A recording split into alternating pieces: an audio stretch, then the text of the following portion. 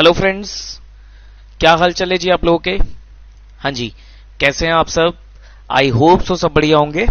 चलिए जी, तो हम डेप्रीसिएशन का टॉपिक देख रहे थे, लास्ट क्लास में हमने स्टार्ट किया था, तो उसी को हम कंटिन्यू करेंगे। कंसेप्ट ऑफ डेप्रीसिएशन, एक बार फटाफट बताइए मुझे डेप्रीसिएशन का मतलब क्या होता है। Sir, depreciation means fall in the value of asset. जब भी हमारे प्रॉपर्टी प्लांट एंड इक्विपमेंट की वैल्यू गिर जाती है due to the following reasons, जैसे कि वियर एंड टियर, भाई यूज करने की वजह से, एफ्लक्स ऑफ टाइम, टाइम की वजह से, टेक्नोलॉजिकल चेंजेस की वजह से, मार्केट वैल्यू की वजह से, वगैरह वगैरह, अगर डिप्लीशन की वजह से, मतलब किसी भी कारण की वजह से अगर हमारे एसेट की, फिक्स एसेट्स की वैल्यू या प्रॉपर्टी प्लांट एंड इक्विपमेंट की वैल्यू गिर जाती है, दैट गिरावट is known as depreciation. Sir, depreciation कुछ नहीं है। डेप्रिसिएशन क्या होता है कि जो हमने एसेट में खर्चा किया है उसको हम एलोकेट करते हैं ओवर इट्स यूजफुल लाइफ।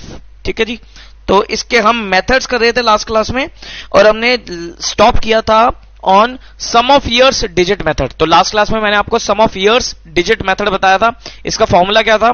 इसका फॉर्मूला था डेप्रिशिएबल अमाउंट मल्टीप्लाई बाय एक आपको फ्रैक्शन चाहिए। वो फ्रैक्शन कैसे निकलेगी? उस फ्रैक्शन के लिए न्यूमरेटर में क्या आएगा? न्यूमरेटर में आएगा number of years including present year of the remaining useful life of the asset, कि भाई एसेट की कितनी यूजफुल लाइफ बची है उतने नंबर ऑफ ईयर्स इंक्लूडिंग जिस साल का आप डेप्रिसिएशन निकाल रहे हो, तो वो आपका न्यूमरेटर में आ जाएगा। और डिनोमिनेटर में कितना आता है? Sum total of number of life of the asset. भाई अगर एसेट की लाइफ 10 साल है तो 1 + 2 + 3 + 4 + 5 + 6 + 7 + 8 + 9 + 10, मतलब इसका सम, लाइफ का सम लेना है आपको। ठीक है, इसके लिए एक हमारा शॉर्टकट फॉर्मूला होता है n+1 / 2। इससे रिलेटेड मैंने आपको एक क्वेश्चन दिया था लास्ट क्लास में होमवर्क में, तो बताइए क्या आपने वो ट्राई किया? हाँ जी, तो क्वेश्चन था हमारा क्वेश्चन नंबर 3। क्वेश्चन नंबर 3 बताइए जी, क्या आपने ट्राई किया क्वेश्चन नंबर 3? चलो एक बार मैं करवाता हूं आपको। ट्राई किया तो बहुत अच्छी बात है, नहीं किया तो इधर देखना। Messrs Akash purchase the machine for ₹10 lakh, estimated useful life and scrap value was 10 years and 1,20,000 respectively। Useful life कितनी है? 10 साल की, और स्क्रैप वैल्यू कितनी है? 1,20,000 की। सर, डेप्रिशिएबल अमाउंट क्या होगा? Depreciable amount will be 10 lakh minus 1,20,000। The machine was put to use on 1/1/2010। 1/1/2010 को हमने मशीन को इस्तेमाल करा, यूज में लेके आ गए। Show the machinery account and depreciation account in their books for 2015 by using sum of years digit method. ठीक है जी, 2015 का आपको डेप्रिसिएशन अकाउंट और मशीनरी अकाउंट बनाना है। मुझे बताओ, आपको मशीनरी की कॉस्ट दे रखी है, कॉस्ट कौन सी डेट की दे रखी है? 1/1/2010। तो मुझे चाहिए सर 1/1/15 की वैल्यू ऑफ मशीन। भाई मशीनरी अकाउंट में क्या आएगा सर? ओपनिंग बैलेंस तो आएगा, ओपनिंग बैलेंस चाहिए मुझे। ओपनिंग बैलेंस कैसे निकलेगा सर? कॉस्ट माइनस उतने साल का डेप्रिसिएशन लेस कर दो। अब ये तो हमें दे नहीं रखा, तो ये हमें वर्किंग नोट में निकालना पड़ेगा। सर, एक कंफ्यूजन कि हम जो ईयर लेंगे वो 1/4 से 31 मार्च का ले या 1 जनवरी से 31 दिसंबर तक का ले, मतलब हम अकाउंटिंग ईयर ले या कैलेंडर ईयर ले, हम फाइनेंशियल ईयर या फिर अकाउंटिंग ईयर लें या फिर कैलेंडर ईयर लें, क्या लें? कंफ्यूजन है। देखो जी, कंफ्यूजन कुछ नहीं है, क्वेश्चन में ही गिवन है, ध्यान से सुनना। जब भी आपको ऐसे पूरा साल दे रखा होता है कि भाई 2015, 2016, 2017, 2018, that means calendar year, that means calendar year. Logically सोचो ना, अगर मैं आपको कह रहा हूं कि 2015 साल 2015 का मशीनरी अकाउंट बनाओ, तो मैं क्या बोल रहा हूं? मैं बोल रहा हूं सर 1 जनवरी से शुरू हो जाओ और 31 दिसंबर पे एंड कर दो, कैलेंडर ईयर है। सर, अगर फाइनेंशियल ईयर होता तो यहां पर क्या लिखा होता? यहां पर फिर लिखा होता 2015-16, इस तरीके से लिखा होता। 2015-16 इस तरीके से लिखा होता। इसका मतलब क्या होता सर? 1/4/2015 से शुरू होगा साल और 31 मार्च 2016 पर साल एंड होगा। यह चीज आपके दिमाग में बैठ जानी चाहिए।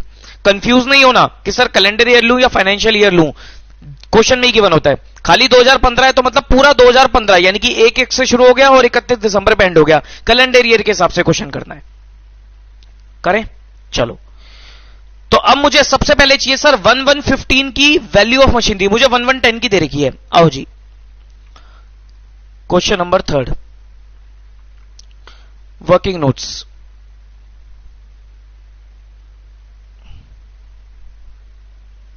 वर्किंग नोट्स में calculation of depreciation for 2010 to 2014। भाई 2010 से लेकर 2014 तक का डेप्रीसिएशन निकाल लूं, और अगर मैं पूरे 2010 से 14 तक के डेप्रीसिएशन को कॉस्ट में से माइनस कर दूंगा तो मेरी क्या निकल के आ जाएगी? मेरे ओपनिंग बैलेंस निकल के आ जाएगा। कैसे निकलेगा सर? 2010 से 14 सम ऑफ ईयर्स डिजिट मेथड के हिसाब से बताना। सर 2010 से 14 तो डेप्रिशिएबल अमाउंट चाहिए। Depreciable amount will be 10 lakh minus 120 multiply. मुझे एक चीज बता दो, क्या मैं इकट्ठे निकाल लूं डेप्रिसिएशन? क्या मैं इकट्ठे निकाल लूं डेप्रिसिएशन? निकाल सकते हो। थोड़ा मैथमेटिक्स लगाओ माइंड में, मैथमेटिक्स लगानी पड़ेगी। इकट्ठे कैसे निकालूंगा? सर देखो, हर साल के फॉर्मूला में डिनोमिनेटर तो सेम है। हर साल के फॉर्मूला में डिनोमिनेटर तो सेम है। तो सर डिनोमिनेटर क्या हो जाएगा? डिनोमिनेटर विल बी, कितने साल की लाइफ थी? 10 साल की, यानी कि 10 प्लस 1 डिवाइडेड बाय 2, ये तो डिनोमिनेटर हो गया। लेकिन न्यूमरेटर में चेंज है। न्यूमरेटर में कैसे होगा? न्यूमरेटर में आपको 10 से शुरू करना है और 14 तक जाना है। तो बताइए सर 2010 के एंड में, साल 2010 के एंड में मैं अगर मैं न्यूमरेटर निकालूंगा तो कैसे निकलेगा?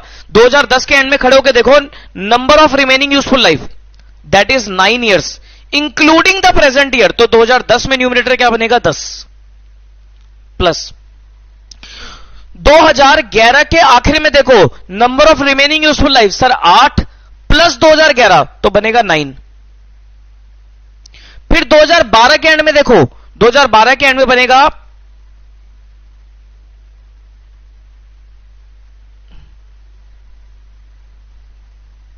12, 13, 14, 15, 16, 17, 18, 19।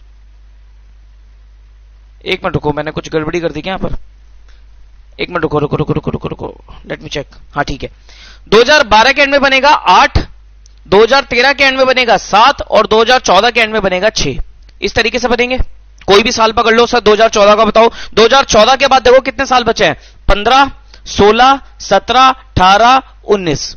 19 में एंड हो जाएगा। भाई 2010 10 साल है ना, तो 2010, 2011, 2012, 2013, 14, 15, 16, 17, 18, 19, यानी कि 19 में एंड हो जाएगा। 19 में 10 साल कंप्लीट हो जाएंगे। तो 2014 के बाद देखो कितने साल बचते हैं। 2014 के बाद देखो 15, 16, 17, 18, 19, यानी कि 5 साल इंक्लूडिंग 2014 तो 6 आएगा। ऐसे ही 2013 के बाद देखोगे आप कितने बनेंगे? सर 6 साल रिमेनिंग है इंक्लूडिंग 2013 7। ऐसे करके हमने निकाल लिया। तो ये मेरा क्या निकल रहा है? ये मेरा इकट्ठा डेप्रिसिएशन निकल रहा है 2010 से लेकर 2014 तक का। कितना आएगा? That comes out to, solve कर लेने से 10 प्लस 9 प्लस 8 प्लस, अच्छा नीचे क्या आएगा थोड़ा सा कर लेते हैं चलो इसे। ये आ जाएगा 8,80,000 इंटू, इनका टोटल करो 10 plus 9 plus 8 plus 7 plus 6, 40 divided by 55। तो ये कितना आता है? 240 डिवाइडेड बाय 55, 640, 6,40,000। यानी कि 2010 से लेकर 2014 तक एसेट के ऊपर डेप्रिसिएशन कितना लगा है? 6,40,000। अब मुझे बता दो WDV एज ऑन 1115, 1115 को WDV क्या रहेगी? वो रहेगी सर 10 लाख कॉस्ट लेस इकट्ठा डेप्रिसिएशन दैट इज 640। तो कितनी वैल्यू बची है मशीनरी की? 3,60,000। ठीक है जी। अब क्या निकाल लूं? अब वर्किंग नोट में निकाल लेता हूं। वर्किंग नोट थर्ड में डेप्रिसिएशन 2015 का, डेप्रिसिएशन फॉर 2015, 2015 का डेप्रिसिएशन निकालो। कैसे निकलेगा? डेप्रिशिएबल अमाउंट था 880 इंटू, अब 2015 के एंड में देखो कितने साल बचते हैं? 16, 17, 18, 19 और 20, यानी कि 5 साल बचे। 20 गलत ले लिया मैंने। 16, 17, 18, 19, यानी कि 4 साल बचे हैं। 4 साल तो रिमेनिंग यूजफुल लाइफ है इंक्लूडिंग 2015। तो मैं क्या लिखूंगा? यहां पर लूंगा 5 डिवाइडेड बाय 55। तो कितना हो जाएगा? ये हो जाएगा आपका 80,000। 80,000 का डेप्रिसिएशन लगेगा इन द ईयर 2015। बताइए जी, क्लियर है पॉइंट? हाँ जी क्लियर। अब हम बना लेते हैं क्या? मशीनरी अकाउंट और डेप्रिसिएशन अकाउंट।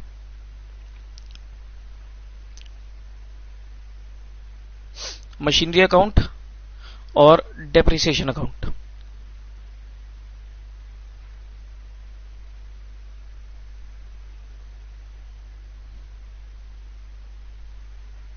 बताइए जी।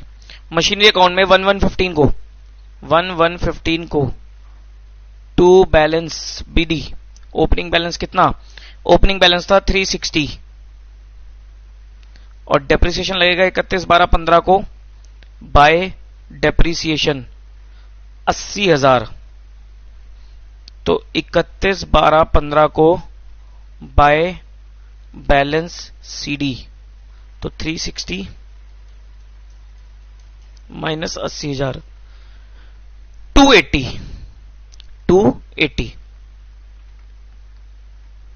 डेप्शन अकाउंट बनाओ। डेप्रिसिएशन अकाउंट में 31/12/15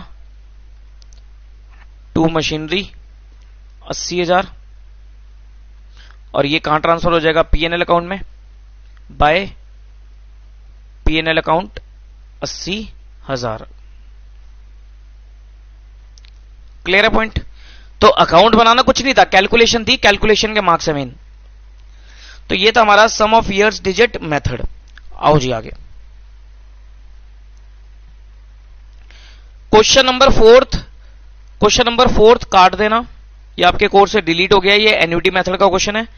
क्वेश्चन नंबर फिफ्थ भी काट देना, ये सिंकिंग फंड मेथड का क्वेश्चन है, ये भी काट देना। एक क्वेश्चन और कटवाना है,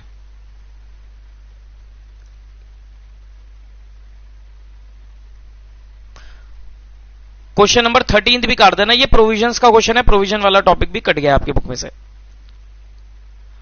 तो ये 3 क्वेश्चन हमारे कट गए हैं। अब बाकी पे आते हैं। चलो अब सीधा आते हैं हम क्वेश्चन नंबर 6 पे। ठीक है, 6 से पहले मैं आपको कंसेप्ट लिखवाता हूं। नेक्स्ट मेथड लिखो machine hour method, machine hour method. उससे पहले एक बार एंट्रीज लिखवा देता हूं आपको। चलो पहले मेथड ही लिख लेते हैं। Machine hour method, method number D,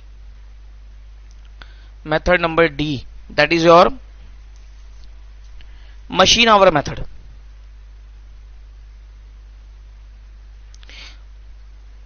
मैंने आपको बताया था कि सर जो यूजफुल लाइफ होती है, जो हमारी यूजफुल लाइफ होती है, एसेट की जो यूजफुल लाइफ होती है, वो जरूरी नहीं है कि नंबर ऑफ ईयर्स में हो। कई बार यूजफुल लाइफ जो होती है वो नंबर ऑफ प्रोडक्शन यूनिट्स में होती है अवेलेबल, कई बार नंबर ऑफ आवर्स में अवेलेबल होती है। तो उसको यूज करके हम डेप्रिसिएशन कैसे कैलकुलेट करेंगे, इस मेथड में हम देखेंगे कि अगर हमारी अगर हमारी जो यूजफुल लाइफ है नंबर ऑफ आवर्स में है। नंबर ऑफ आवर्स का मतलब क्या होता है कि सर जो हमारी मशीनरी है वो पूरी लाइफ टाइम में कितने घंटे वर्क कर सकती है, कितने घंटे चल सकती है, वो उसकी यूजफुल लाइफ हो जाएगी।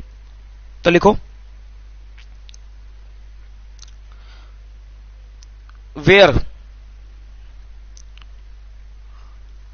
it is practicable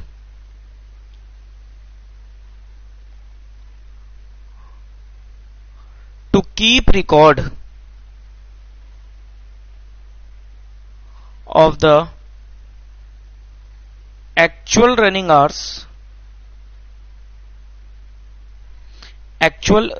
hours,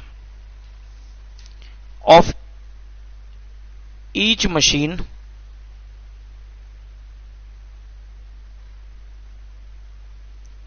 depreciation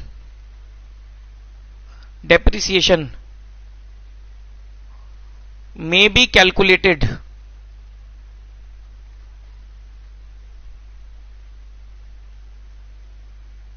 on the basis of hours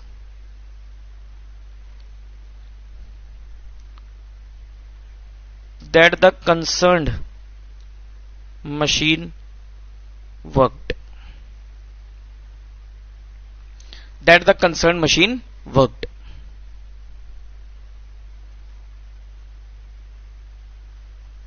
The machine hour rate of the depreciation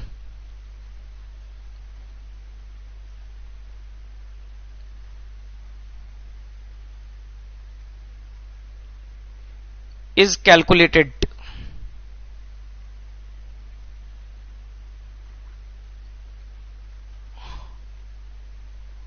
after estimating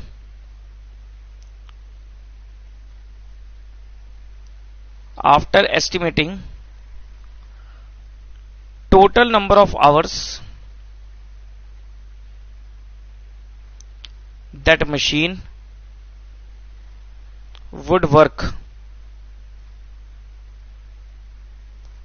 during its lifetime। ठीक है जी। क्या कहता है वो ये कहता है कि अगर आप मशीन की एक्चुअल रनिंग आवर्स की डिटेल रख सकते हो, अगर आप मशीन की एक्चुअल रनिंग आवर्स की डिटेल रख सकते हो, then you can use this method, तब आप इस मेथड का इस्तेमाल कर सकते हो। अकॉर्डिंग टू दिस मेथड, इस मेथड के हिसाब से आपको एक मशीन आवर रेट निकालना पड़ेगा। मशीन आवर रेट का मतलब क्या हुआ कि सर आपकी मशीनरी की टोटल लाइफ कितनी है इन नंबर ऑफ आवर्स, और आप कितना कितना हर साल यूज करते हो, तो वो आपका मशीन आवर रेट निकल जाएगा। उसको अगर आप डेप्रिशिएबल अमाउंट से मल्टीप्लाई कर दोगे तो आपका डेप्रिसिएशन निकल जाएगा। देखो सर किस तरीके से, थोड़ा फॉर्मूला बना के चलते हैं। मैं कह रहा हूं कि सर एनुअल डेप्रिसिएशन निकालो। एनुअल डेप्रिसिएशन किस तरीके से निकालोगे sir? Depreciable amount that is your original cost minus scrap value, ये तो हमारा डेप्रिशिएबल अमाउंट होता है, इसी के ऊपर ही तो डेप्शन चार्ज होता है। मल्टीप्लाई मैं क्या कह रहा हूं? मैं कह रहा हूं कि sir number of hours machine worked during the period divided by estimated total working hours। कि भाई साहब टोटल वर्किंग आवर्स की मशीनरी टोटल कितना चल सकती है, कितने घंटे काम कर सकती है, और जिस पीरियड का आप डेप्रिसिएशन निकाल रहे हो उस पीरियड में मशीनरी कितने घंटे चली है, अगेन आप डेप्शन निकाल सकते हो। भाई ये पता लग गया ना कि आपने उसकी लाइफ का कितना पोर्शन यूज कर लिया। फॉर एग्जाम्पल ये एक मशीनरी है मेरे पास, दिस इज अ मशीनरी, मुझे पता है कि ये मशीनरी 10,000 घंटे चल सकती है, कि अपनी पूरी लाइफ में ये मशीनरी 10,000 घंटे चल सकती है। इस साल मैंने इसे लेटर से 1000 घंटे चला लिया, तो मैंने इसकी लाइफ का 10% यूज कर लिया। तो जो इसकी कॉस्ट आती है, जो हमारा डेप्रिशिएबल अमाउंट है, उसका 10% ही मैं क्या करूंगा, राइट ऑफ कर दूंगा, क्योंकि मैं यूज कर चुका, वही मेरा डेप्रिसिएशन है। समझ में आया पॉइंट? तो ये जो मैंने फ्रैक्शन लिखी है, इस फ्रैक्शन को क्या बोलते हैं? This fraction is known as machine hour rate. इसको हम क्या बोलते हैं? Machine hour rate of depreciation. ये कई बार, ये मशीन आवर मेथड हो गया आपका, प्रोडक्शन यूनिट मेथड, ये कई बार आगे जाकर जब आप कॉस्ट अकाउंटिंग पढ़ोगे वहां पर डायरेक्ट दे देगा कि calculate the depreciation according to machine hour method या प्रोडक्शन यूनिट मेथड। तो ये चीज आपको यहां पर सीखनी पड़ेंगी। पॉइंट समझ में आया? चलो जी, अब इससे रिलेटेड हमारे पास एक क्वेश्चन है, क्वेश्चन नंबर 7, वो देखते हैं।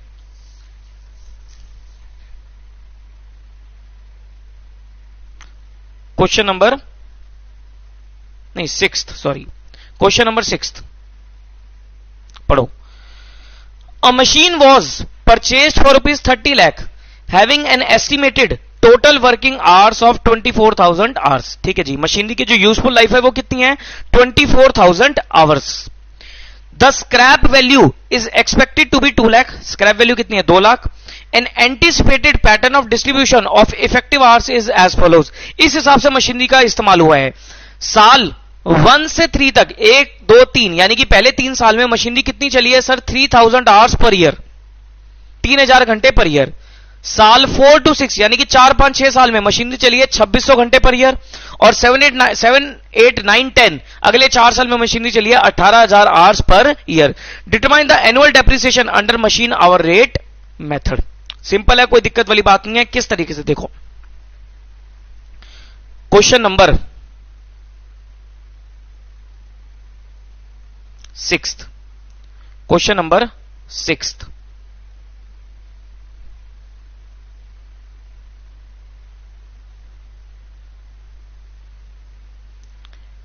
calculation of annual depreciation as per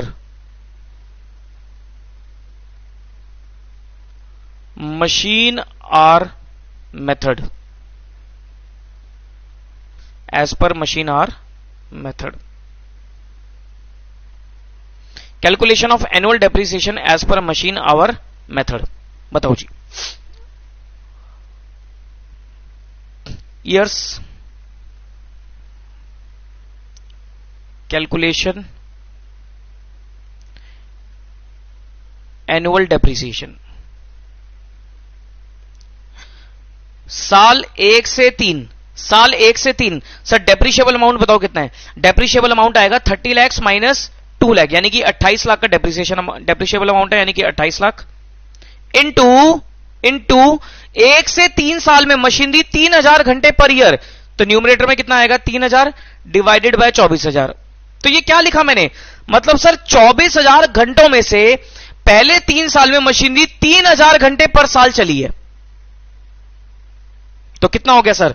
3000 divided by 24,000। भाई मैथमेटिक्स को और कुछ नहीं है कि सर 24,000 घंटों में से मशीनरी 3000 घंटे चली है, तो 3000 घंटों के हिसाब से तो डेप्शन निकलेगा, 1/8 करके तो डेप्शन निकलेगा। निकालो कितना हो जाएगा ये? 28 लाख, 3,50,000। तो ये निकलेगा हमारा एनुअल डेप्रिसिएशन 3,50,000, यानी कि 1 से 3 साल में, 1 2 3 तीनों साल का एनुअल डेप्रिसिएशन इज 3,50,000। ठीक है जी। उसके बाद था डेटा में 4 to 6 में 2600 आवर्स पर ईयर, साल 4 से 6 में 2600 आवर्स पर ईयर, मतलब सर 24,000 घंटों में से 2600 घंटे पर ईयर चलिए, तो कितना निकलेगा? इंटू 303,334, 303,334। ठीक है जी, यानी कि 3,03,334 रुपए पर ईयर। उसके बाद 7 to 10 में 28 lakh into 1800 hours, 1800 divided by 24,000, तो ये हो जाएगा आपका इंटू 28 लाख, 2,10,000, 2,10,000। ठीक है जी, बोलिए जी, क्लियर है पॉइंट? तो यानी कि हमारा एज पर मशीन और मेथड डेप्शन निकल गया। ओके, नेक्स्ट मेथड लिखो, प्रोडक्शन यूनिट मेथड। अगली हेडिंग डालो, मेथड नंबर, ये डी दिया था मैंने इसको नाम, E, method number E, production units method. Production units method.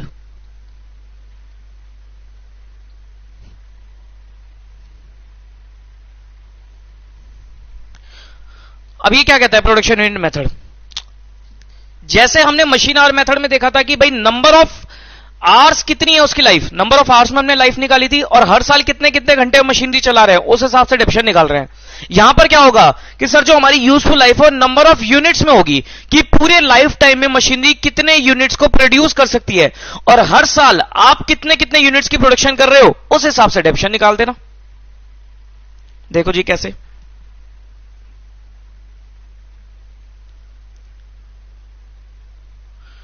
Under this method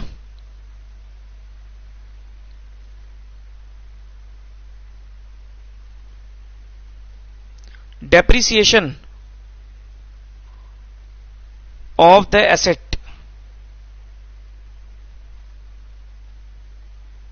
is determined by comparing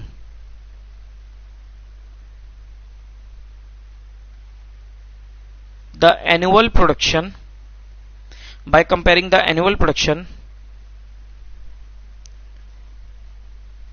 with the estimated total production। Simple सा पॉइंट हो गया कि सर एस्टिमेटेड टोटल प्रोडक्शन से हम अपनी एनुअल प्रोडक्शन को कंपेयर करेंगे और डेप्रिसिएशन निकालेंगे। तो अगर मैं इसका एक फॉर्मूला लिखना चाहूं तो कैसे निकालूंगा? फॉर्मूला लिखूंगा, अब ये कोई फॉर्मूले आपको रटने नहीं है, बड़े लॉजिक से बनने हैं फॉर्मूले। एनुअल डेप्रिसिएशन विल बी वही sir depreciable amount, that is original cost less scrap value multiply production for the period, कि कितनी प्रोडक्शन करी इस साल, divided by estimated total production, estimated total production. अब इसको हल्के में नहीं लेना आपको, मशीन आवर मेथड है, प्रोडक्शन यूनिट मेथड है, अगला डिप्लीशन मेथड करेंगे, लाइटली मत लेना। 4-4 नंबर के क्वेश्चन आए हुए हैं, 4-4 नंबर के क्वेश्चन आ रखे हैं। अब देखो इसमें कैसे निकालेंगे, क्वेश्चन देख लेते हैं इसका। क्वेश्चन नंबर 7 इसी तरीके से सर 4-4 नंबर के। बच्चा क्या करता, पढ़ के नहीं जाता, फिर एग्जाम में वो अप्लाई नहीं कर पाता। इसे पढ़ो। A machine is purchased for rupees 20 lakh. Its estimated useful life is 10 years with a residual value of rupees 2 lakh. The machine is expected to produce 1.5 lakh units during its lifetime. Sir useful life number of years में भी दे रखी है और number of units में भी दे रखी है। तो हम डेप्शन, हमारा तो प्रोडक्शन यूनिट मेथड है, तो हम नंबर ऑफ यूनिट्स को कंसीडर करेंगे, हमारे लिए लाइफ का कोई लेना देना नहीं है। Expected distribution pattern of production is as follows. Year 1 2 3, पहले 3 साल में 20,000 यूनिट्स पर ईयर, फिर अगले 3 साल में 4 5 6 7, अगले 4 साल में 15,000 यूनिट्स पर ईयर और अगले 3 साल में 10,000 units per year. Determine the value of depreciation for each year using production units method. करो question number 7।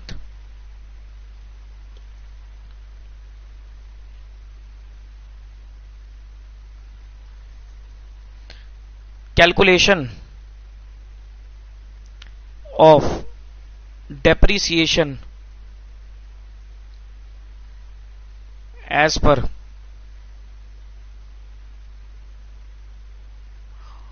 production units method, as per production units method।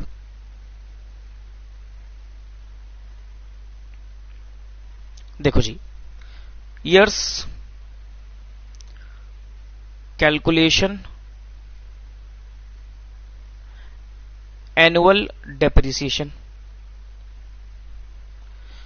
Years क्या क्या थे, 1 2 3, 1 से 3 साल में depreciable amount is 20 minus 2 18 lakh, multiply production during the period 20,000 units per year, divided by total था 1,50,000। तो ये कितना आ जाएगा,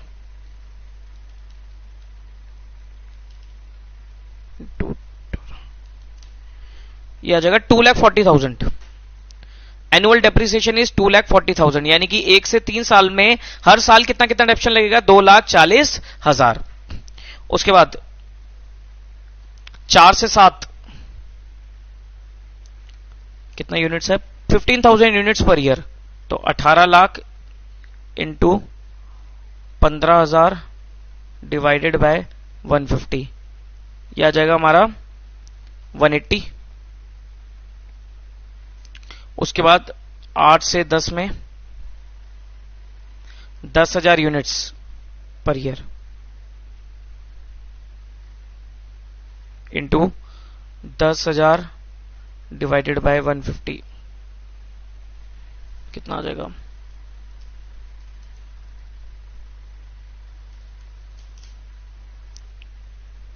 $1,20,000। 1,20,000।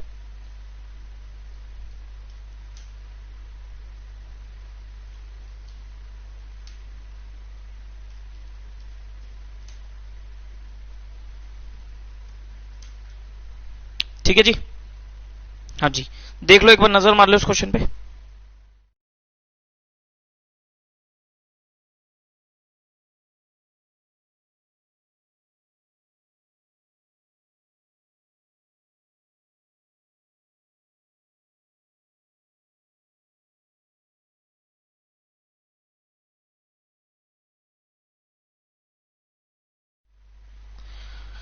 नेक्स्ट मेथड लिखो, depletion method. F last method है हमारा डिप्लीशन मेथड।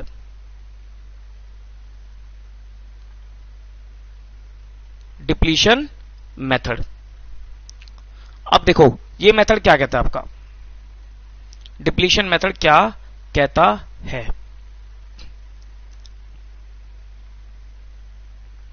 हाँ जी लिखो।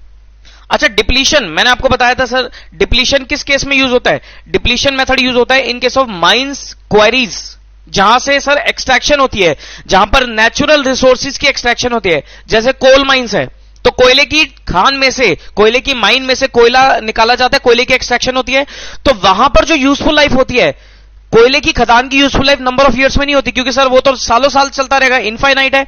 लेकिन कोयले की खदान की जो यूजफुल लाइफ होगी वो क्या होगी, वो होगी कि कितना टन उसके अंदर मटेरियल है, कितना टन उसके अंदर मटेरियल है। फॉर एग्जांपल 1 लाख टन कोयला पड़ा है अंदर, तो सर 1 लाख टन उसकी यूजफुल लाइफ होगी, और कितना कितना आप हर साल एक्सट्रैक्ट कर रहे हो उस हिसाब से डेप्शन निकाल देना। भाई 1 लाख टन में से मान लो आपने 1,000 टन एक्सट्रैक्ट कर लिया, यानी कि आपने 1% की एक्सट्रैक्शन कर ली, तो 1% के हिसाब से डेप्शन निकालो। समझ रहे हो या नहीं, बिल्कुल वही हो गया, प्रोडक्शन यूनिट मेथड के जैसा ही हो गया। भाई मशीनरी से प्रोडक्शन निकलती है, लेकिन माइन से क्या होती है, एक्सट्रैक्शन होती है, दोनों ही यूनिट्स में होती है। आओ जी तो लिख लो, सीधा क्वेश्चन देख लेंगे, एक बार लिखवा दे दो थोड़ा सा, लिखो। This method is used in case of mines, quarries, etc. containing only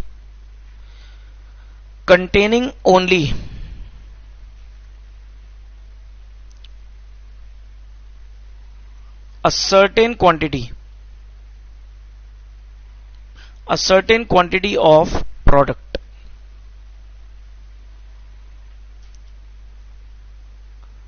The depreciation rate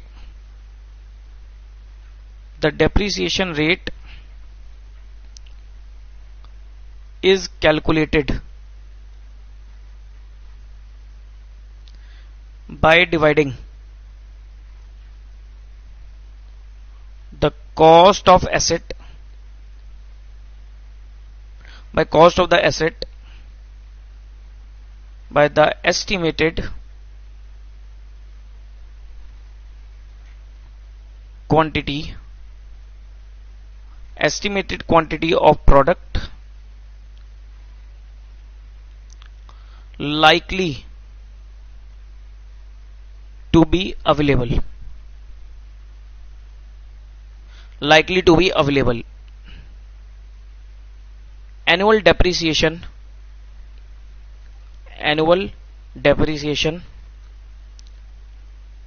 will be the quantity extracted multiplied by rate per unit. कोई फॉर्मूला नहीं लिखवा रहा, अपने आप कर लोगे आप ही, कोई फॉर्मूला नहीं है, क्वेश्चन दिखा देता हूं, अपने आप कर लोगे आप, नोट करो इसे फटाफट।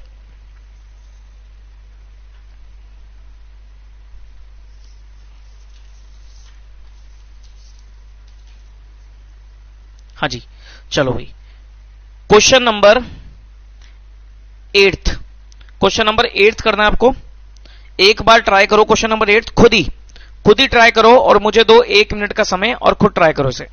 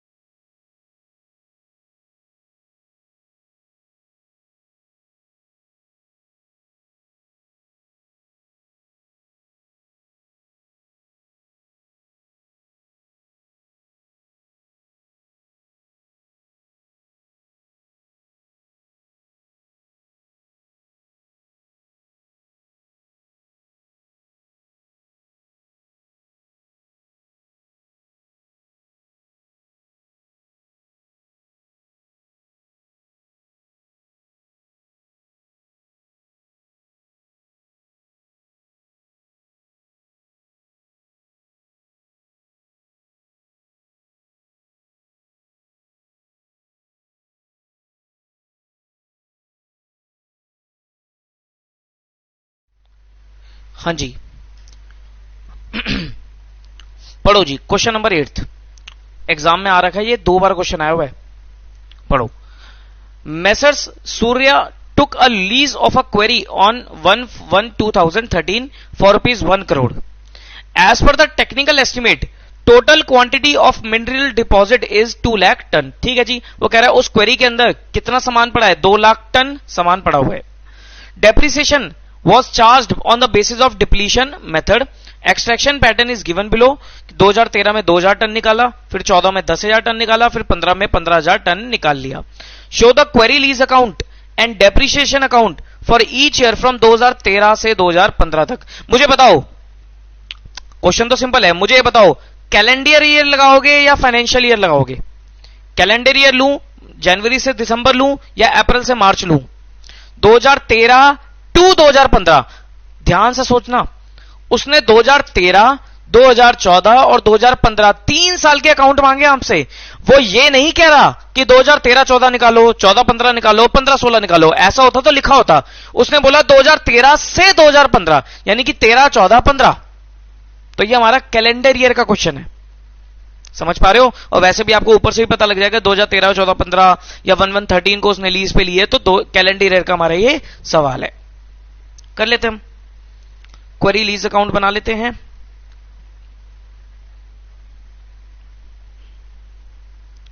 क्वेश्चन नंबर 8,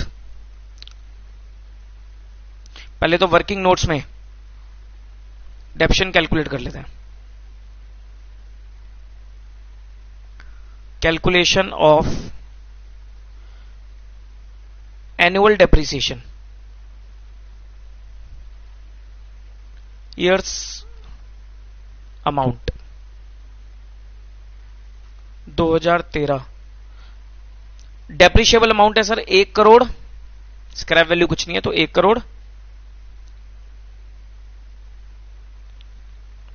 1 करोड़ इंटू 2013 में निकाला 2000 टन, यानी कि 2000 डिवाइडेड बाय 20,000, 20,000 था, sorry 2 lakh, 2000 divided by 2 lakh,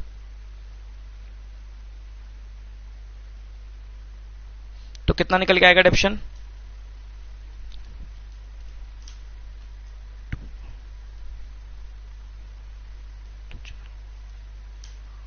एक लाख। 1 लाख का डेप्शन 2013 का। 2014 पे आओ, 100 लैक्स इंटू कितना निकाला है सामान? 10,000, 10,000 डिवाइडेड बाय 2 लाख,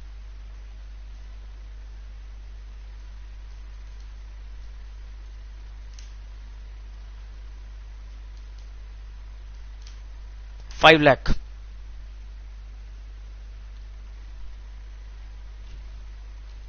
उसके बाद 2015 100 लैक्स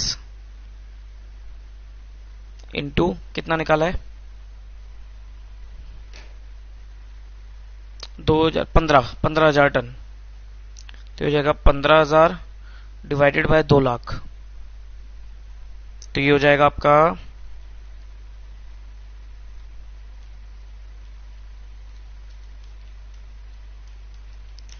7,50,000। तो ये 3 साल का डेप्शन निकल गया हमारा। अब बना लो quarry lease account. Quarry lease मतलब मशीनरी है एक तरीके से हमारी, तो क्वेरी लीज अकाउंट और depreciation account. Quarry lease account,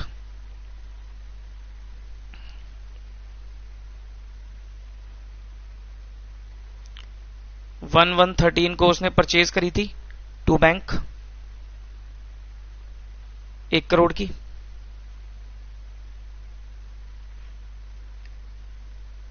इकतीस 12/13 by depreciation account 1 lakh,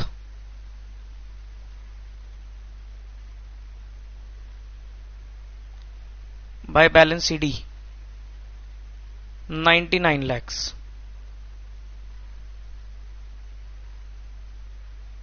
1114 to balance B 99 lakhs, 12-14 by depreciation account कितना निकाला 5 lakh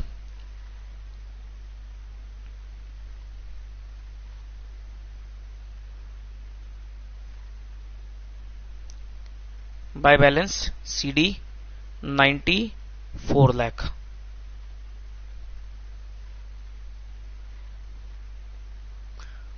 one 115 to balance BD 94 lakh by depreciation account 750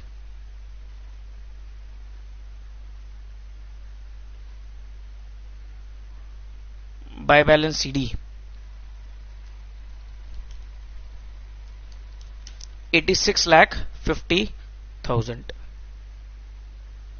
तो ये हो गया आपका क्वेरी लीज अकाउंट। एक बार नजर मार लो इसे, एक बार गो थ्रू कर लो इसे।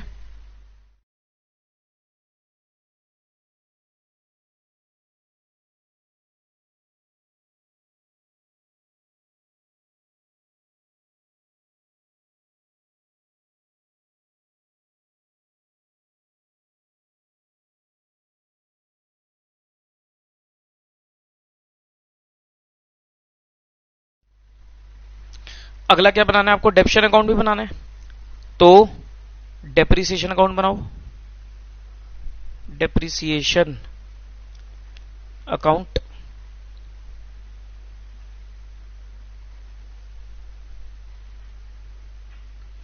इकतीस 12/13 to quarry lease account 1 lakh 31/12/13 by PNL account 1 lakh.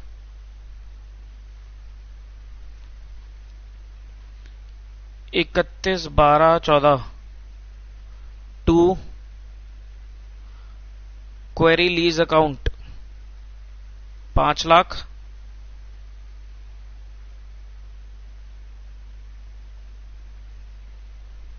By PNL account 5 lakh.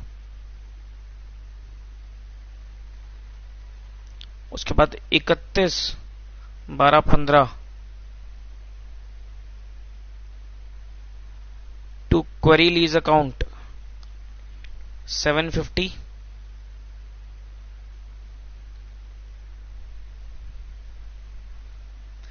By PNL account 750। ठीक है जी, तो ये बन गया हमारे क्वेरी लीज और डेप्रिसिएशन। क्वेश्चन नंबर था हमारा क्वेश्चन नंबर 8। क्लियर, समझ में आया? हाँ जी। तो इसी के साथ हमारे मेथड्स भी पूरे होते हैं। Methods of charging depreciation, total हमने 6 मेथड्स देखे हैं और यही आपके कोर्स में है। वैसे तो और भी होते हैं 3-4, लेकिन आपके कोर्स में वो नहीं है। तो अभी यही आपको मेथड्स करके चलने हैं।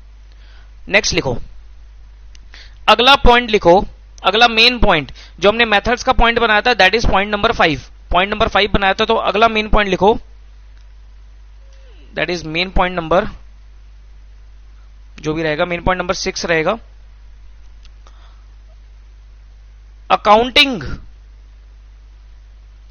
Entries for depreciation. Accounting entries for depreciation कि सर डेप्रिसिएशन की अकाउंटिंग किस तरीके से करनी है। आपके पास 2 मेथड्स हैं, you have 2 methods. First alternative, पहला ऑल्टरनेटिव क्या है कि सर आप डेप्रिसिएशन असेट के ऊपर चार्ज करो और फिर इसको पीएनएल अकाउंट में डाल दो। तो एंट्री क्या बनेगी डेप्रिसिएशन चार्ज करने की, depreciation account debit to asset account.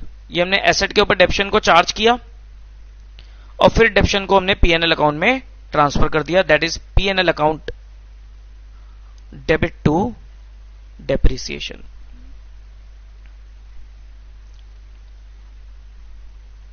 ठीक है जी, नोट करके लिखो, note under this method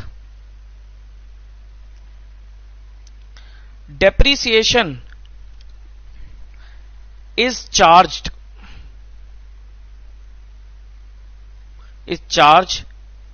to asset account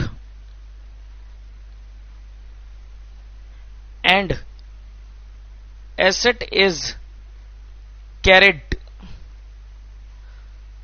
at historical cost less depreciation. ठीक है जी.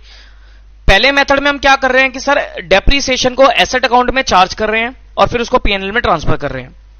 इस मेथड में क्या होगा सर, जैसे ही हम एसेट पे चार्ज करेंगे एसेट की वैल्यू गिर जाएगी, तो यानी कि एसेट को हम किस वैल्यू पे कैरी करेंगे, कॉस्ट लेस डेप्रीसिएशन. कैसे करेंगे, कॉस्ट लेस डेप्रीसिएशन. एक होता है हमारे पास second alternative.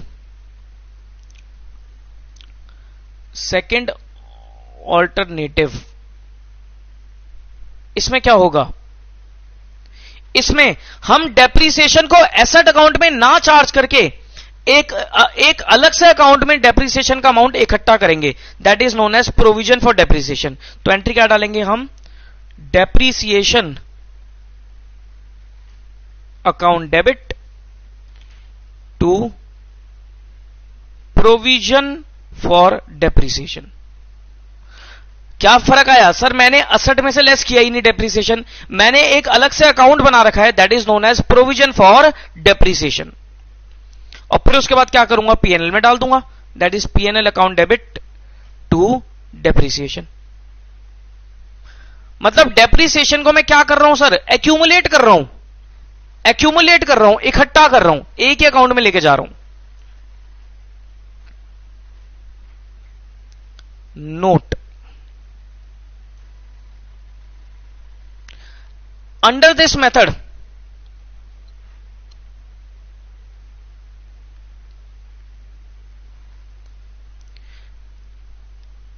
asset is carried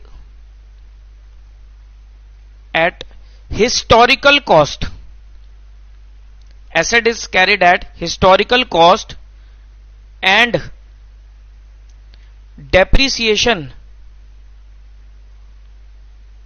is accumulated मतलब इकट्ठा होना, accumulated in a separate account, that is provision for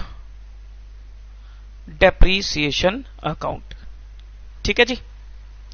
अब सेकंड ऑल्टरनेटिव में क्या किया मैंने एसेट को डेप्शन को एसेट में चार्ज ही नहीं किया. एसेट में चार्ज नहीं किया तो मेरी एसेट की वैल्यू गिरी ही नहीं. एसेट हमेशा हमारा कॉस्ट पे शो होता रहेगा, लेकिन डेप्रिसिएशन का जो अमाउंट है वो एक अलग से अकाउंट में इकट्ठा हो जाएगा, that is known as provision for depreciation. देखो अगर मैं कंपनीज एक्ट की बात करूं, कंपनीज एक्ट 2013 की बात करूं, तो सर कंपनीज एक्ट ने बोल रखा है कि आपको सेकंड ऑल्टरनेटिव फॉलो करना है, आपको एक्यूमुलेटेड डेप्रिसिएशन अलग से दिखाना पड़ता है, that is as per companies act 2013. लेकिन अदर देन कंपनीज जितनी भी एंटिटीज होती हैं वो सारे फर्स्ट ऑल्टरनेटिव फॉलो करते हैं, क्योंकि first alternative is simple as compare to second alternative. चलो भाई, ये हमारी कुछ अकाउंटिंग एंट्रीज हैं. अगला टॉपिक लिखो,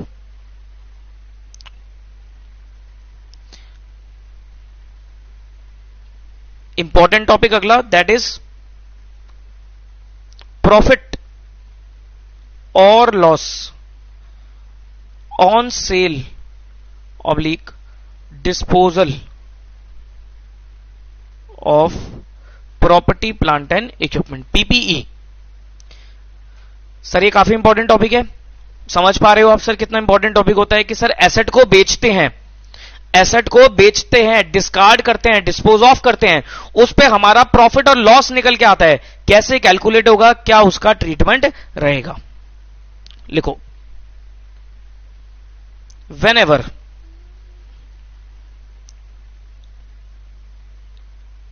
any asset is sold,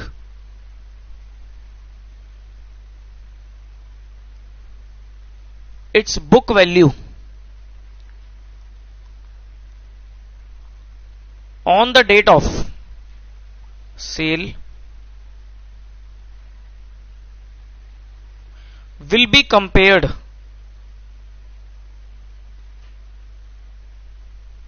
with the sale proceeds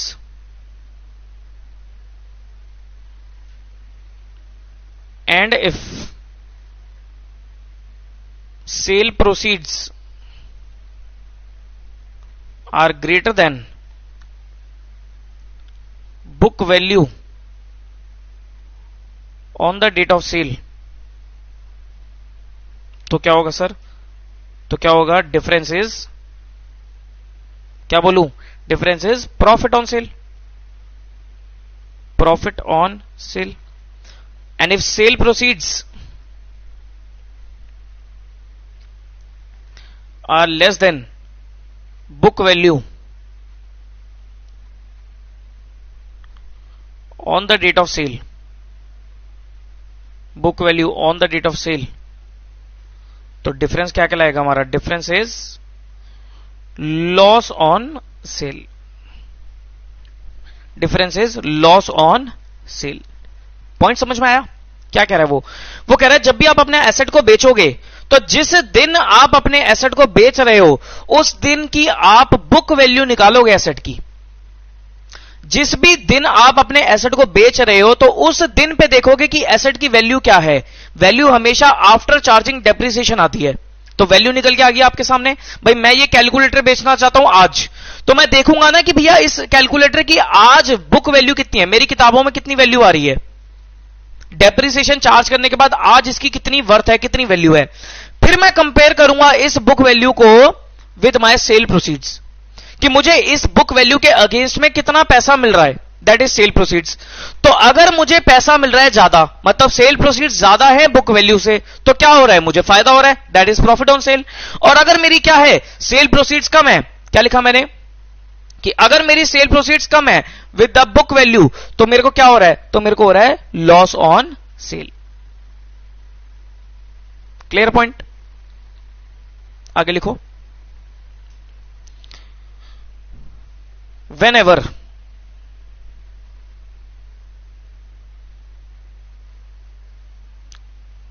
book value on the date of sale is calculated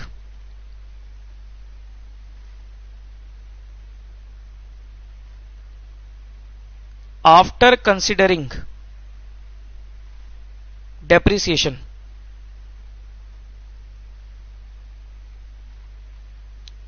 for the period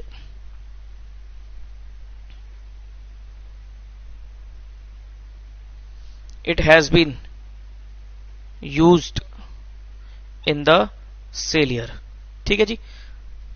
वगैरह जब भी आपको बुक वैल्यू निकालनी है तो आप देखोगे कि भाई जिस साल एसेट बिक रही है कितने टाइम पीरियड वो एसेट यूज हुआ है, उतने टाइम पीरियड का उस पर डेप्रिसिएशन चार्ज करोगे. भाई 1 अप्रैल 2020 में साल की स्टार्ट हुआ 1/4/2020, 1/4/2020 में, इधर सुनो, साल का स्टार्टिंग हुई 1/4/2020 को, तो 1 अप्रैल 2020 में मेरी इस कैलकुलेटर की value as per the balance sheet आ रही थी लेट अस से 10,000 रुपए. सर क्या बात कर रहे हो, 10,000 का कैलकुलेटर? कोई बात नहीं सर, मान लो कोई हाई फाई कैलकुलेटर है, तो 10,000 रुपए की वैल्यू आ रही थी 1/4/2020 को. मैंने इस एसेट को 30 सितंबर को बेच दिया, मैंने इस एसेट को 30 सितंबर को बेचा है. तो मुझे बताओ 1/4/2020 को 10,000 आ रही थी और 30 सितंबर की बुक वैल्यू निकालने के लिए तो मैं क्या करूंगा सर? 6 महीने का डेप्रिसिएशन चार्ज करूंगा या नहीं करूंगा? बिल्कुल करूंगा. तभी तो मेरी बुक वैल्यू निकल के आएगी 30 सितंबर को. और फिर मैं उस बुक वैल्यू को कंपेयर करूंगा इसकी सेल प्रोसीड से. और अगर सेल प्रोसीड ज्यादा आ जाती है बुक वैल्यू से तो मुझे फायदा हो गया, और अगर कम आती है तो मुझे क्या हो गया? नुकसान हो गया. समझ में आता है? बोलो. चलो भाई एग्जाम्पल लिखो एक.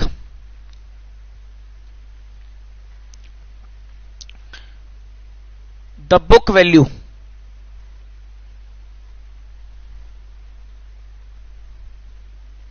of the asset the book value of the asset on 1st January 2015 is rupees 50 lakh.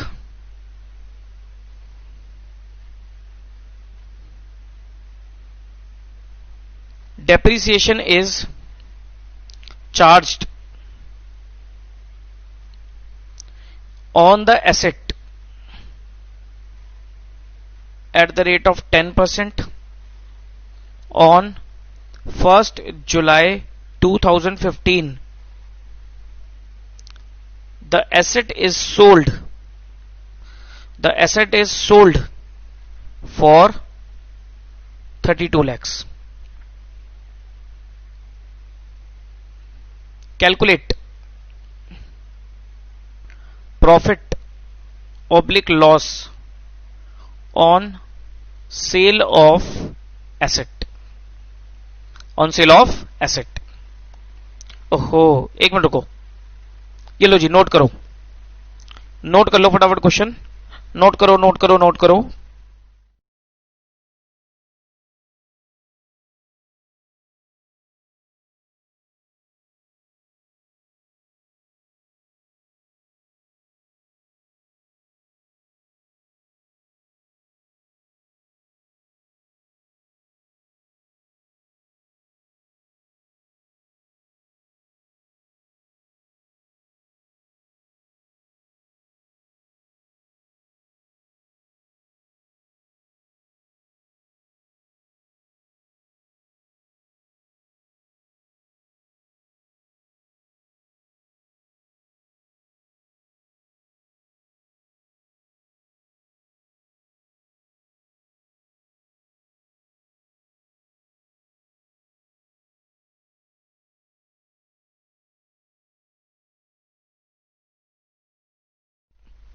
हाँ जी, नोट हुआ।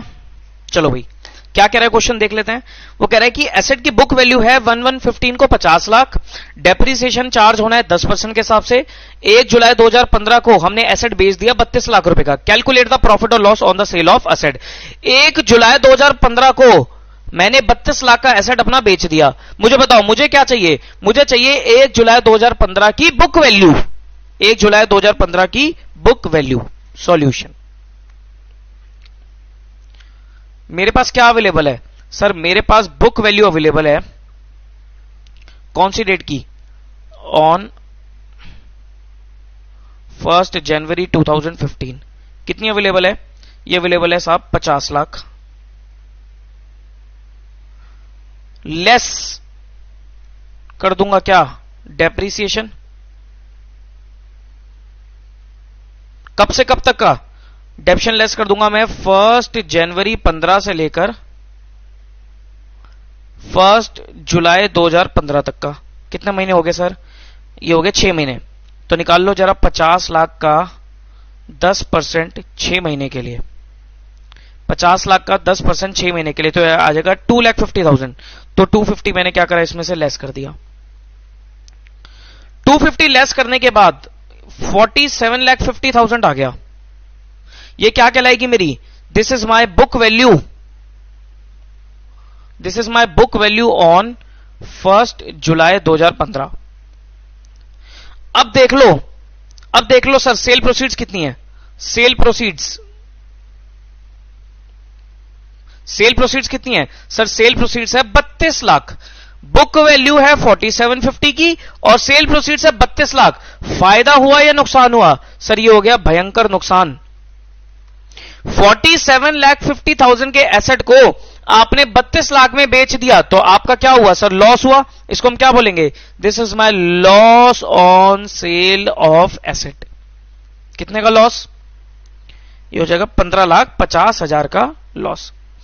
फायदा कब होता, फायदा तब होता अगर मैं इस एसेट को 47,50,000 से ज्यादा प्राइस पर बेचता। क्लियर है, बताइए जी, क्लियर है पॉइंट। चलो हाँ जी, चलो भाई लिखो, अब एक नोट करके लिख लेना, note.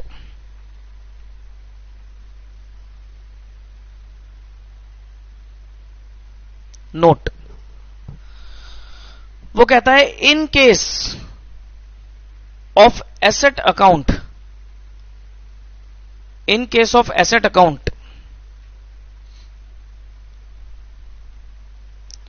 Provision for, in case, ऐसे लिखो sorry, in case asset account provision for depreciation account comma asset disposal account, asset disposal account, asset disposal account are prepared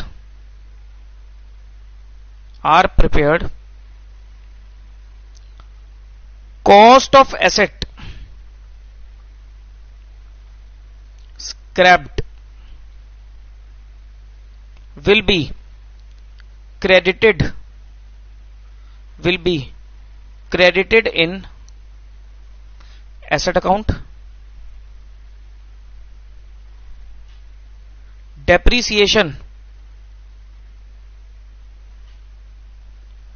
will be adjusted in provision for depreciation account, and profit and loss will be calculated through asset disposal account. क्या कह रहा है sir, ये क्या कहता है, ये point समझो। वो कहता है अगर मान लो आपने सेकेंड ऑल्टरनेटिव फॉलो किया हुआ है, फर्स्ट ऑल्टरनेटिव के हिसाब से तो बता दिया, सेकेंड ऑल्टरनेटिव फॉलो किया है, तो सेकेंड ऑल्टरनेटिव में हम क्या क्या बनाते हैं सर, एक हम एसेट अकाउंट बनाते हैं और एक हम साथ साथ कौन सा अकाउंट बना रहे होंगे, एक हम साथ साथ प्रोविजन फॉर डेप्रीसिएशन अकाउंट भी बना रहे होंगे, प्रोविजन फॉर डेप्रीसिएशन अकाउंट। समझ लेना, बहुत सिंपल है। एसेट अकाउंट बना रहे हैं और प्रोविजन फॉर डेप्रीसिएशन अकाउंट बना रहे हैं। एसेट अकाउंट में क्या होगा सर, टू बैलेंस बीडी होगा, टू बैलेंस बीडी होगा, क्या ये हमारी होगी कॉस्ट ऑफ द एसेट, क्योंकि ये हमेशा किस पे होता है, एट कॉस्ट पे होता है। अगर सेकेंड ऑल्टरनेटिव फॉलो कर रहे हो, प्रोविजन फॉर डेप्रीसिएशन अकाउंट बना रहे हो, तो एसेट अकाउंट हमेशा किस पे होगा, कॉस्ट पर होगा। तो टू बैलेंस बीडी में क्या होगा, मेरे पास कॉस्ट ऑफ द एसेट होगा। सेम प्रोविजन फॉर डेप्रीसिएशन में होगा मेरे पास by balance BD. What is this by balance BD? By balance BD का मतलब क्या हुआ कि अभी तक एसेट पे हमने कितना डेप्रीसिएशन चार्ज कर लिया, अभी तक एसेट पे मैंने कितना डेप्रीसिएशन चार्ज कर लिया, that is by balance BD. उसके बाद अब मान लो अगर मैं एसेट को बेचता हूं, तो जब भी मैं एसेट को बेचूंगा तो उसकी जो कॉस्ट होगी वो कहां से क्रेडिट हो जाएगी, वो इस अकाउंट से क्रेडिट हो जाएगी, वो इस अकाउंट से क्रेडिट हो जाएगी। तो क्या लिखूंगा मैं, I will write bye asset disposal, मतलब जितना एसेट मैंने बेचा उसकी कॉस्ट मेरी क्या हो जाएगी, यहां पर क्रेडिट हो जाएगी। तो ये क्या है मेरे पास, कॉस्ट ऑफ एसेट स्क्रैप्ड। ठीक है जी। उसके बाद अगर मान लो मेरे को ड्यूरिंग द ईयर कोई डेप्शन लगाना पड़ा तो मैं और डेप्शन लगा दूंगा, ये डेप्शन लगा दिया। अब जब मैं एसेट को बेचूंगा तो यहां से प्रोविजन फॉर डेप्रीसिएशन में से मैं क्या निकाल के ले जाऊंगा कि जो एसेट मेरा बिका है उस पर अभी तक मैंने कितना डेप्रीसिएशन चार्ज कर दिया, जो एसेट मेरा बिका है उस पर मैंने कितना डेप्रीसिएशन चार्ज कर दिया, टू एसेट डिस्पोजल अकाउंट। ये क्या है, ये है depreciation charged on the asset sold till date. Till date मतलब अभी तक, कि सर अभी तक मैंने एसेट के ऊपर कितना डेप्रीसिएशन चार्ज कर दिया। समझ में आया ये दोनों अकाउंट? और फिर मेरा क्या बन जाएगा, प्रॉफिट और लॉस निकालने के लिए I will prepare asset disposal account. Asset disposal account, asset disposal account में क्या क्या जाएगा, एसेट डिस्पोजल अकाउंट में देखो एक तो फिगर जाएगी ये, this is what, this is your cost of the asset, ये मैंने क्या उतारा यहां पर, कॉस्ट ऑफ द एसेट, तो क्या लिखूंगा, to asset account, this is what, this is cost. एक फिगर जाएगी ये, this is what, this is my depreciation, ये क्या है, this is my depreciation.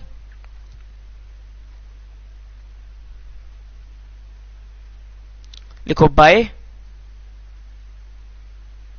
Provision for depreciation, ठीक है जी। कॉस्ट भी उतार दी, प्रोविजन फॉर डेप्शन भी उतार दिया। अगर आप इन दोनों को कंपेयर करो, भाई कॉस्ट टिल डेट, भाई जो एसेट बेच रहा हूं उसकी कॉस्ट, और जो एसेट बिक रहा है उसका अभी तक का डेप्शन, तो अगर इन दोनों को कंपेयर करोगे तो क्या निकल के आ गया सर, इन दोनों को कंपेयर करोगे तो बुक वैल्यू ही तो निकल के आ गई, बुक वैल्यू ही तो निकल के आ गई, अकाउंटिंग है और कुछ भी नहीं है, कि कॉस्ट उतार दी, एक्यूमुलेटेड डेप्शन उतार दिया, दोनों को कंपेयर किया तो क्या निकल के आ गई, बुक वैल्यू निकल के आ गई। अगर मैं इसको फर्दर कंपेयर कर दूं, अगर मैं इसको फर्दर कंपेयर कर दूं सेल प्रोसीड से, मतलब by bank account, by bank account मतलब सेल प्रोसीड्स, कितना पैसा आया, इससे कंपेयर कर दूं तो मेरा क्या निकल के आ जाएगा, मेरा प्रॉफिट और लॉस निकल कर आ जाएगा। तो अगर मान लो प्रॉफिट आता है तो यह आ जाएगा टू प्रॉफिट, और लॉस आता है तो क्या आ जाएगा, बाय लॉस। ठीक है साहब, क्लियर है पॉइंट, हाँ जी क्लियर है पॉइंट। दोबारा देख लो एक बार अकाउंट को, दोबारा देख लो इस अकाउंट को, क्या कह रहा है। एक हमने बनाया असेट अकाउंट जो कि हमेशा कॉस्ट पर होगा सेकंड ऑल्टरनेटिव में, और एक बन रहा है प्रोविजन फॉर डेप्शन। असेट अकाउंट में क्या है सर, बैलेंस बीडी मतलब अभी तक, मतलब एसेट की कॉस्ट, और बाय बैलेंस बीडी यहां पर क्या आएगा कि अभी तक मैंने एसेट के ऊपर कितना डेप्शन चार्ज किया है। जो एसेट मैंने बेचा, जो एसेट मैंने बेचा उसकी कॉस्ट को ट्रांसफर किया in the asset disposal account, यहां पर चली गई ये कॉस्ट। उसके बाद जो एसेट मैंने ड्यूरिंग द ईयर कितना डेप्शन चार्ज करना है वो कर लिया, और जो मैंने एसेट बेचा, जो मैंने एसेट बेचा उस पे लगने वाला डेप्रिसिएशन, अभी तक कितना डेप्शन चार्ज हुआ है उसको मैंने ट्रांसफर कर दिया in your asset disposal account. इन दोनों को कंपेयर किया तो मेरी डब्ल्यूडीवी है, इसको कंपेयर किया फर्दर बैंक से, दैट इज सेल प्रोसीड से, प्रॉफिट और लॉस मेरा निकल कर आ जाएगा। ठीक या नहीं, एक बार इस पे नजर मार लो।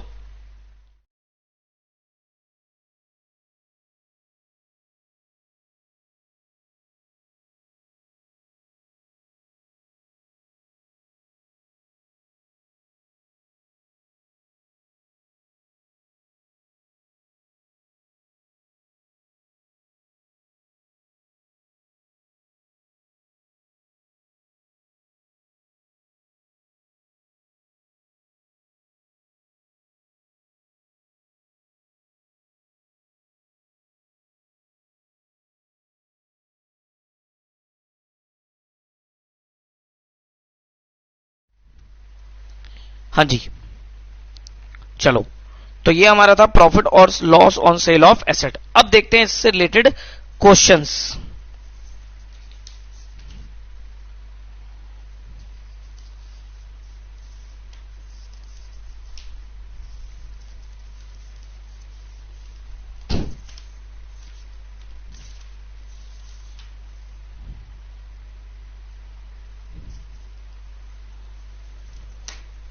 आइए जी क्वेश्चन देखते हैं।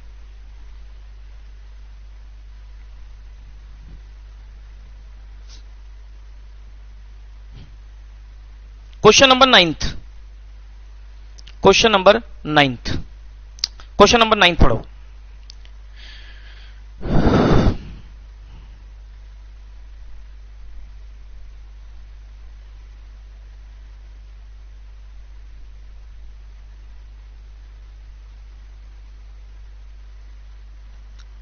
दिख रहा है सबको?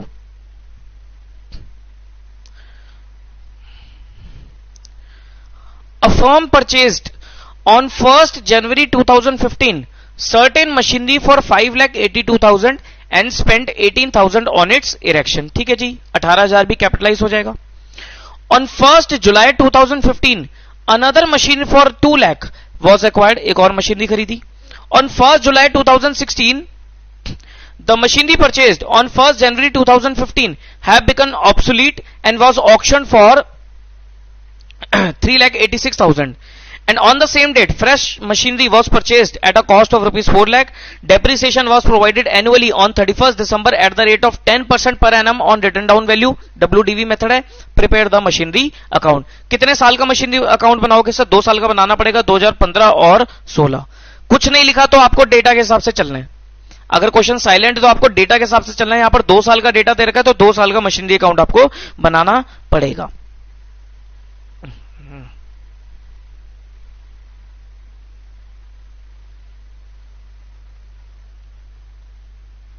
आइए जी,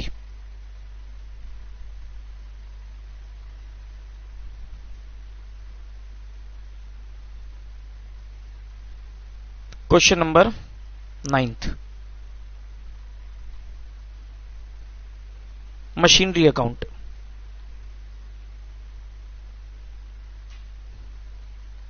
बनाए जी. आई होप आप मुझसे फास्ट चलेंगे, मुझसे आगे चलेंगे. कोशिश करना सर आगे चलने की. कई सारी मशीनरी है तो डिनोट कर देंगे से M1 M2 से. वो कह रहा है a firm purchase on 1st जनवरी 2015 1115 को उसने मशीनरी खरीदी. कितने रुपए की? To bank. M1 बोल दो इसे. M1 खरीदी. इकट्ठे ले लेता हूं. 582 की मशीनरी थी और 18,000 इरेक्शन में लग गए तो मशीनरी की कॉस्ट कितनी होगी?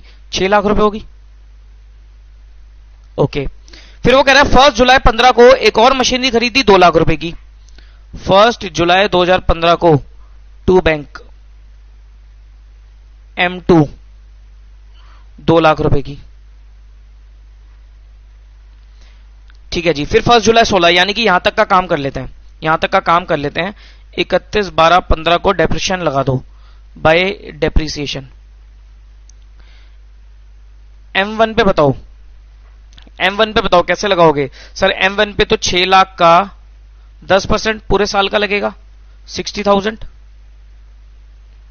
M2 पे लगेगा 2 लाख का 10% लेकिन 6 मंथ्स का तो यानी कि 10,000 रुपए. 31/12/15 bye balance CD.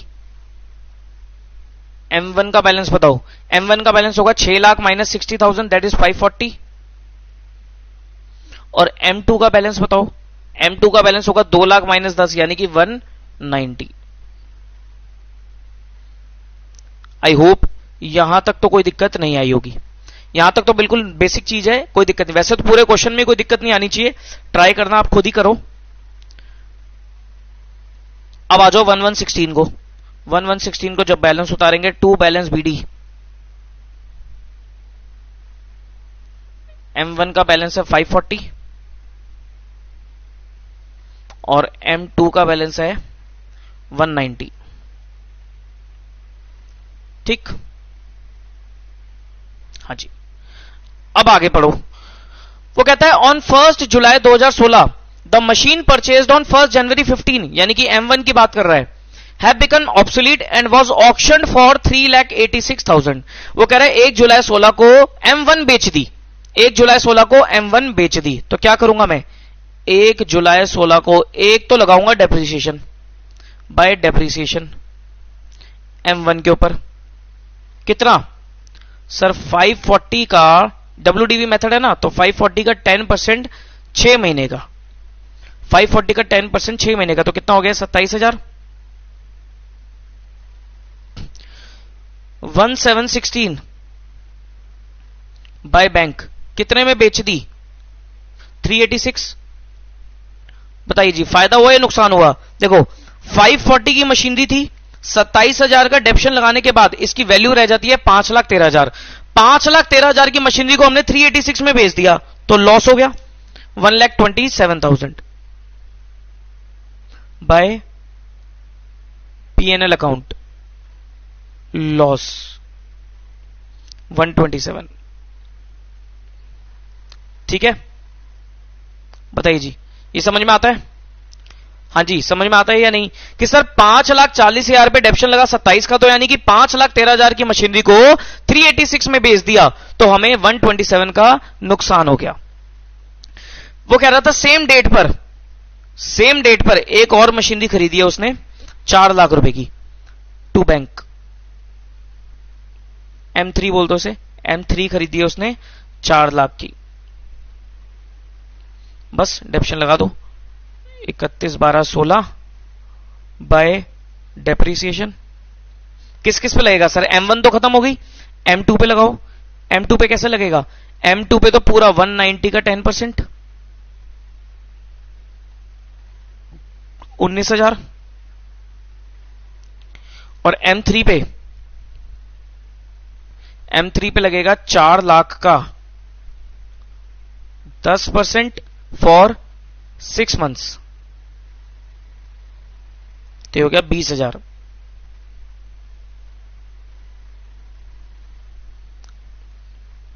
Bye balance CD।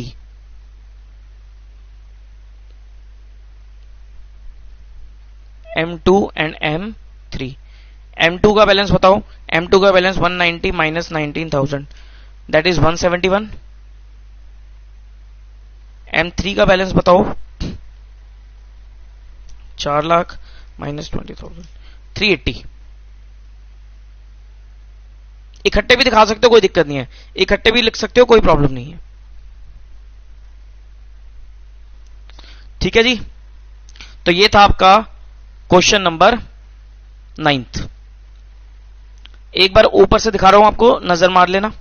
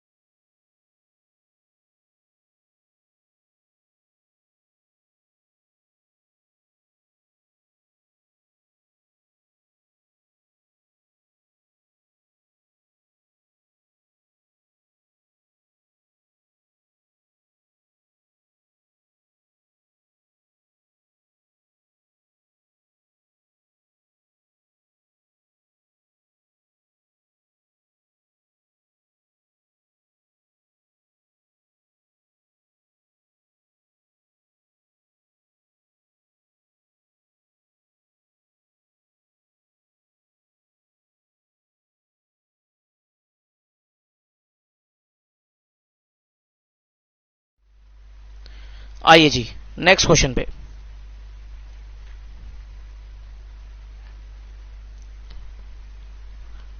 Question 10 अभी नहीं करना, क्वेश्चन नंबर 11 भी नहीं करना, 12 देखते हैं, मुझे 12 भी नहीं करना, अभी 13 कटवा दिया मैंने, 14 नहीं करना,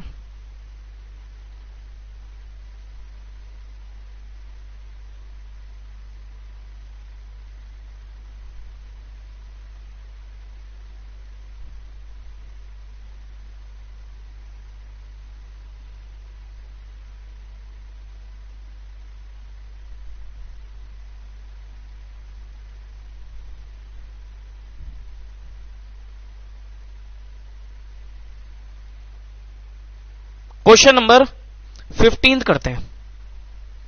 क्वेश्चन नंबर 15 कर रहे हैं अभी हम।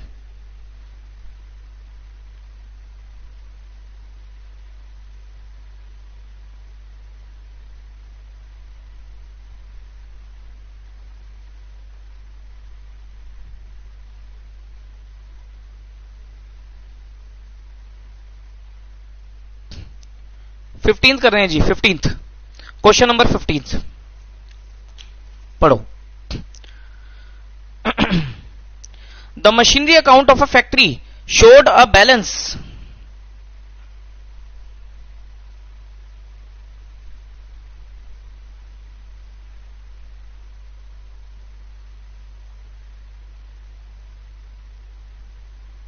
हाँ जी, the machinery account of a factory showed a balance of ₹19 lakh on 1 January 2015.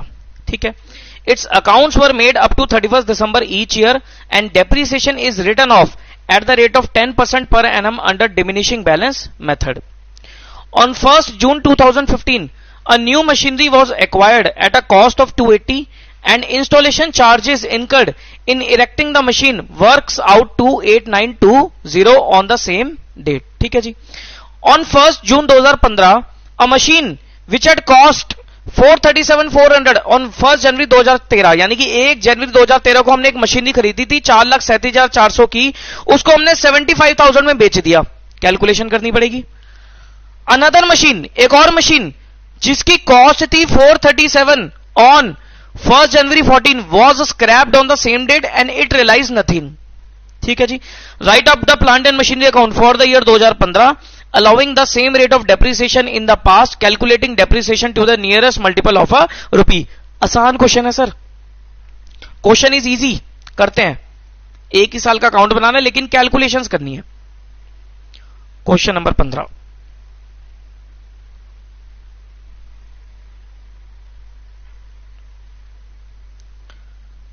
Machinery account.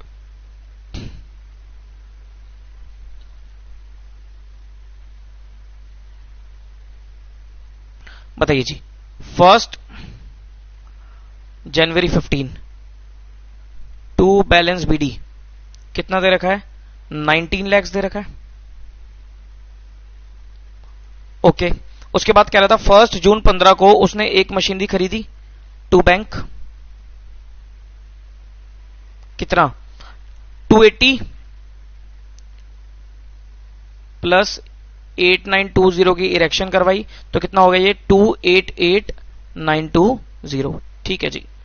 फिर वो कह रहा है 1 जून 15 को ही कुछ सेल ट्रांजेक्शन भी हुई है. 1 जून 15. चलो भाई वर्किंग नोट्स बनाते हैं. Working notes.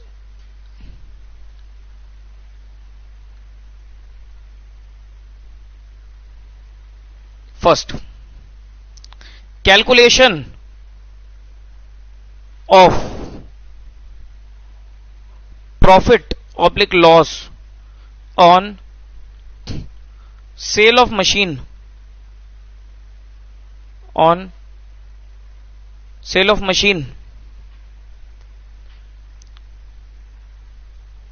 purchased on 1/1/13. एक एक 13 वाली बात करते हैं. बताइए जी. कॉस्ट ऑन 1/1/13, एक एक 13 को कॉस्ट कितनी दी? वो कह रहा था 1 जून जनवरी 13 को 437,400 लेस करोगे depreciation at the rate of 10% for 2013.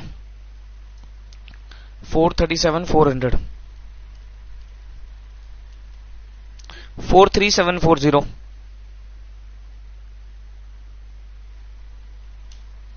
393,660. तो this is your WDV as on 1/1/14. Less करोगे depreciation at the rate of 10% for 2014. WDV लगाओगे तो इस पे 10%. 393,666. This comes out to 354,294. 354,294. ये क्या निकल के आएगा? This is your WDV as on 1/1/15 less, ध्यान से, depreciation at the rate of 10% for 2015. कितने महीने का? जून में बेची है तो कितना हो गया? जैन फेब मार्च अप्रैल में 5 महीने का. For 5 months. निकाल लो सर का 10% इंटू 5/12 तो निकल के आता है लगभग 14762. 14762. This is your WDV as on 1 June 15. 354,294 minus 339532, 339532। इसको हमने कितने में बेचा? 75,000 में बेचा। सेल प्रोसीड्स 75,000, तो मुझे क्या हो गया? मुझे हो गया सर लॉस। क्या हो गया? Loss on sale.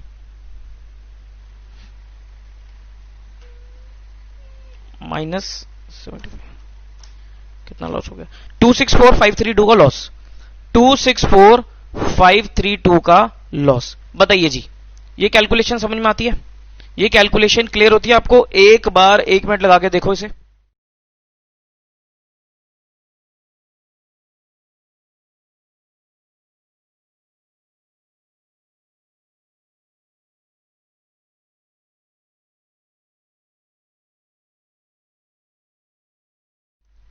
तो ये हमने क्या निकाला? ये हमने निकाला 1113 को जो मशीनरी परचेज करी थी 437,400 की, उसको अगर हम 1 जून 15 को बेचते हैं तो कितना फायदा कितना नुकसान। अब इस ट्रांजैक्शन को पोस्ट करते हैं, यहां पर पोस्ट करो। बाय डेप्रिसिएशन, कितना डेप्रिसिएशन, कितना डेप्शन सर? 2015 के देखोगे ना कितना था? 14762, 14762। सर बाकी सारा डेप्रिसिएशन, भाई साहब बाकी सारा डेप्रिसिएशन इस वैल्यू में कट के आ रहा होगा। अच्छा मुझे एक चीज बताओ, 1115 में इस मशीनरी की कौन सी वैल्यू इंक्लूडेड है? 1115 में इस मशीनरी की कौन सी वैल्यू इंक्लूडेड है? सर ये वाली वैल्यू इंक्लूडेड है, ये वाली वैल्यू इंक्लूडेड है, क्योंकि ये क्या है? ये भी WDV ऑन 1115 है, और 19 लाख क्या थी? 19 लाख टोटल बैलेंस था मशीनरी अकाउंट का ऑन 1115, यानी कि 19 लाख में ये 354 इंक्लूडेड है। ठीक है जी। 1615 by bank 75,000 by PNL account. अच्छा एक काम करते हैं, दो चीज है ना तो इसको साथ में लेते हैं, थोड़ी अच्छी प्रेजेंटेशन लगेगी फिर।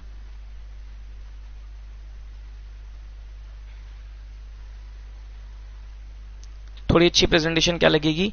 यहां पर ले लो 14762, PNL अकाउंट में ले लो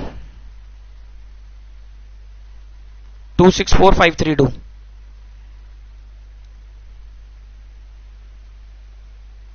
ठीक है जी। अब अगली मशीनरी की बात करते हैं।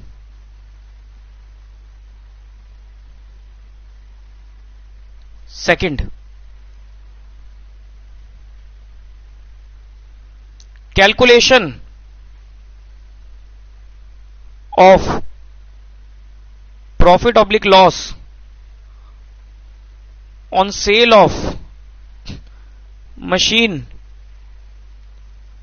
परचेज्ड ऑन 1114 निकाले।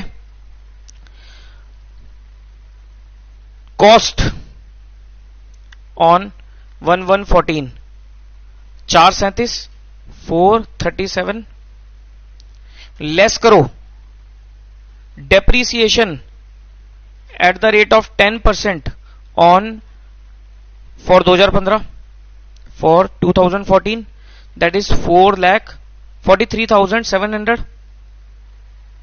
करना, 437 माइनस 43,700, यह आता है 393,300, 393,300। ये क्या निकल के आ गई? This is your WDV as on 1115 less depreciation at the rate of 10% for 2015 for 5 months का 10% into 5/12, 16388, 16388।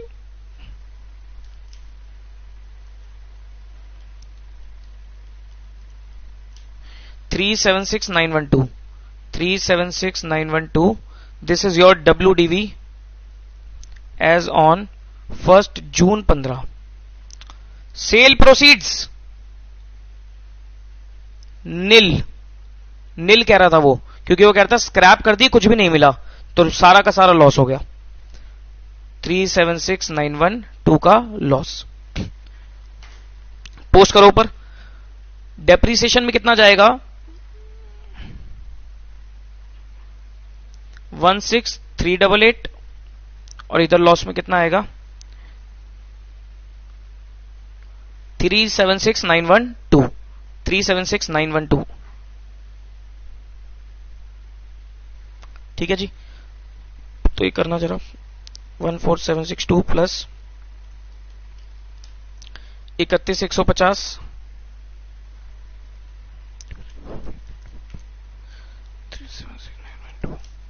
641444। ठीक है जी, ये निकल के आ गया। अब 31/12/15 को डेप्रीसिएशन लगा दो।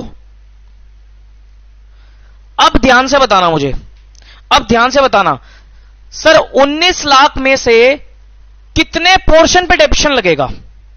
19 लाख में से एक तो ये वाली वैल्यू की मशीनरी बिक गई, दूसरी सर ये वाली वैल्यू की मशीनरी बिक गई। मतलब जो दो मशीनरी बिकी हैं उनकी वैल्यू 19 लाख में कितनी कितनी इंक्लूडेड है? सर इस मशीनरी की ये वाली इंक्लूडेड है और इस मशीनरी की ये वाली इंक्लूडेड है। That's it.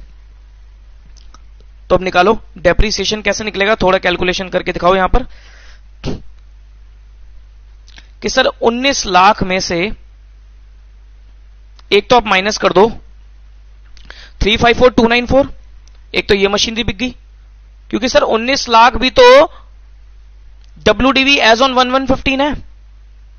माइनस कर दो इसमें से फर्दर 354294 और 393300 393300 इसका 10%, 10% ही रेट है ना क्वेश्चन में, इसका 10%। ठीक है जी, तो बताओ कितना? 19 लाख माइनस 354294 माइनस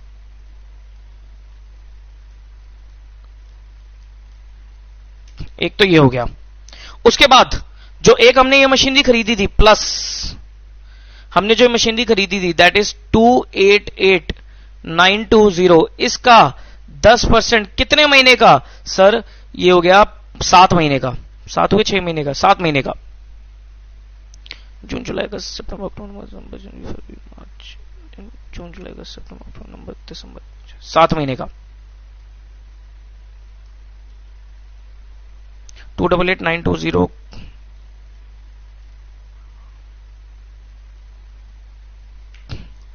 तो ये आता है लगभग 132094, 132094। बस कैलकुलेशन करनी है और कुछ नहीं।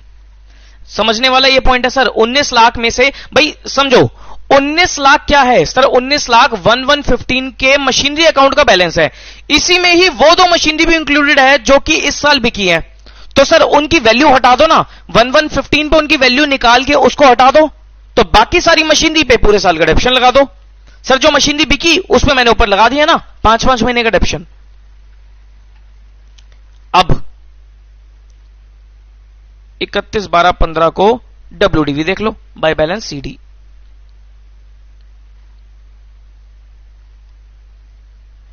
कितना कितना आएगा बैलेंस CD बता दो।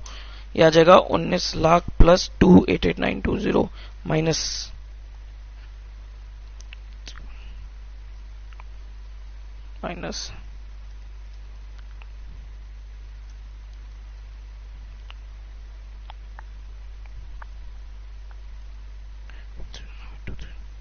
1309,232, 13,09,232 रुपए।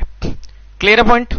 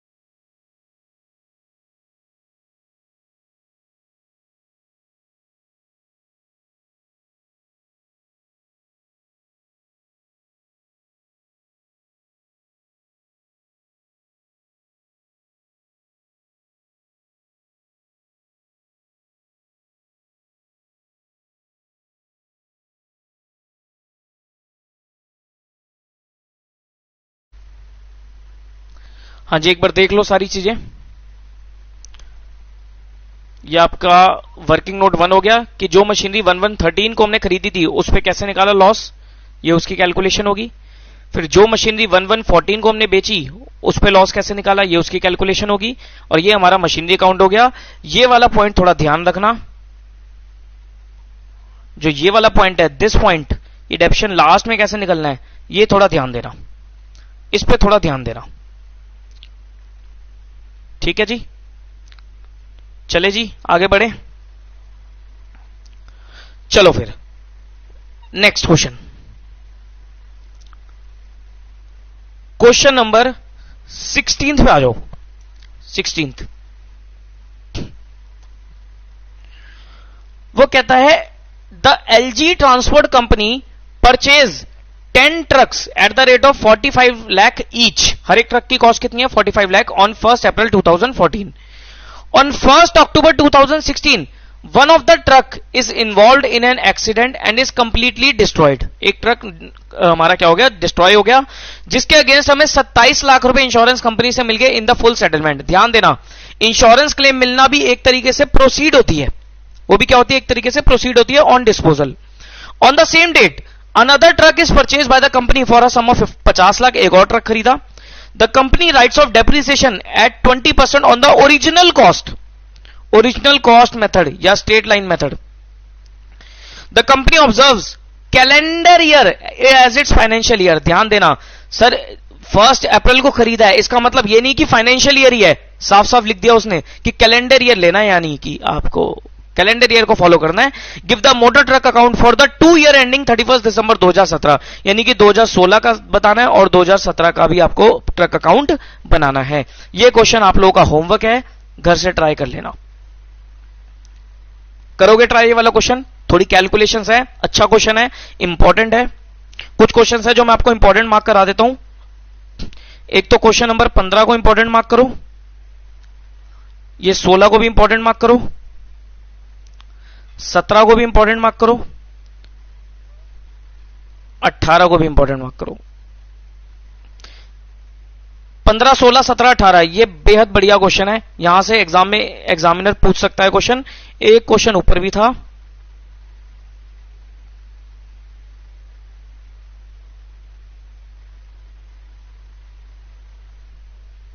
ये वाला क्वेश्चन नंबर 10, इसको भी इंपॉर्टेंट मार्क कर लो।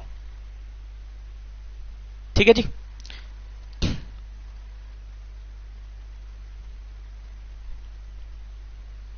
चलिए फिर तो फिर एक काम करते हैं, आज की क्लास को यहीं पर ही वाइंड अप करते हैं।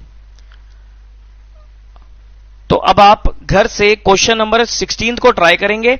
अब मैं नेक्स्ट क्लास में आके पहले क्वेश्चन नंबर 16 करवाऊंगा आपको, फिर आगे के जो बचे हुए कंसेप्ट्स है वो करा के, बचे हुए क्वेश्चंस करा के इस चैप्टर को वाइंड अप कर देंगे इन द नेक्स्ट क्लास। ठीक है जी, चलिए फिर मिलेंगे अगली क्लास में। Till then take care of yourself, bye bye.